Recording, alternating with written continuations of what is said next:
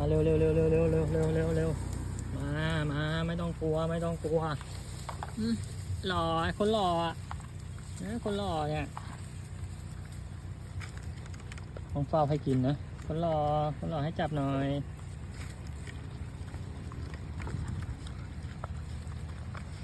หิวไม่ยุ่งกับน้องนะไม่ยุ่งกับน้อง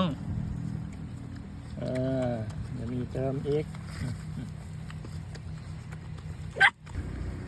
เป็นอย่างอร่อยเพราะหิวเติมให้นะ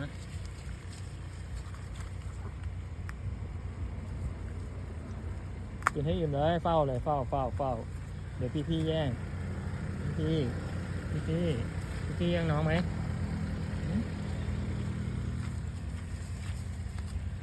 ท้องป่องแล้วคนหล่ออ้วนจังคนหล่อโดนเทแล้วนะครับใครจะอุปการะคนหล่อนี้ทักหาผมได้เลยนะครับนี่ตัวนี้นะครับโดนเทครับนี่คนนี้คนหล่อนี่คนนี้คนหล่อดูเท้าใหญ่มากคนหล่อมา